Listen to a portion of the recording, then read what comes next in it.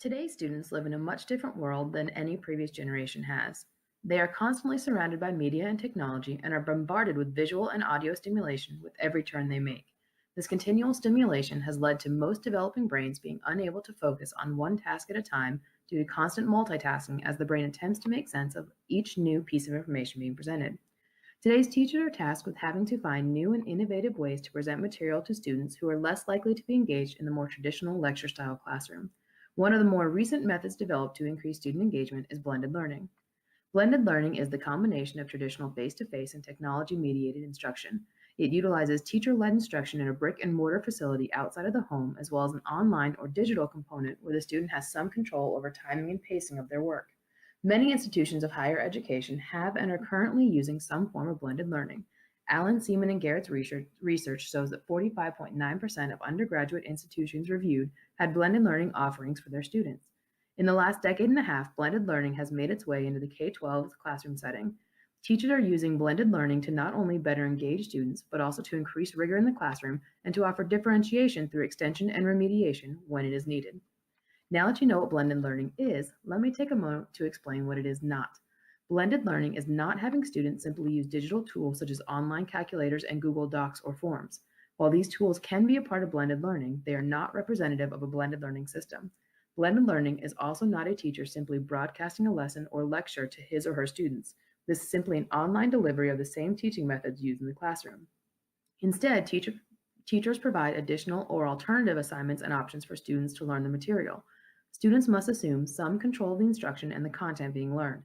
This could be in terms of the student determining what pace he or she works at, what time of the day, week, or month they complete the lessons, or even how they go about learning the material.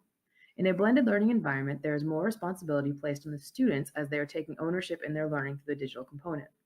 Finally, blended learning is not students learning about a topic at home just for it to be reiterated in class the next day. In blended learning, the digital and face-to-face content is integrated and they work together to provide a more comprehensive lesson to foster student engagement and learning. There are 5 models of blended learning: face-to-face driver, flex, online lab, and self-blend. In the face-to-face driver model, a classroom teacher in a brick and mortar classroom delivers most of the course content. Online learning is used on a case-by-case basis to supplement and remediate learning. The online learning is either done before or after class or in a technology lab during class time. In the rotation model, students rotate on a fixed schedule between online self-paced learning and traditional face-to-face learning in the classroom. In this setup, the classroom teacher typically assigns and oversees the online component. The flex model of blended learning utilizes an online platform to deliver most of the content. Students work through the content and a teacher provides on-site support on an as-needed basis through one-on-one tutoring and small group teaching sessions.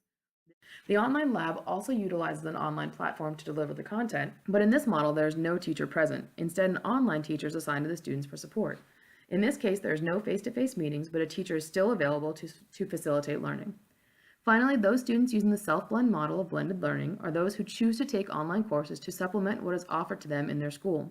These students may be taking online courses to take additional coursework outside of what is offered, or they may be taking courses in order to make up coursework for classes that were not previously passed.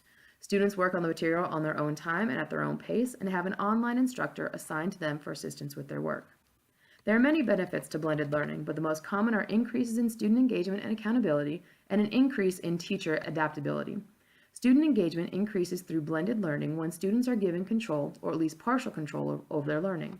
When they are allowed to learn at their own pace and when they are allowed to decide how they are going to learn the material, the work becomes more meaningful.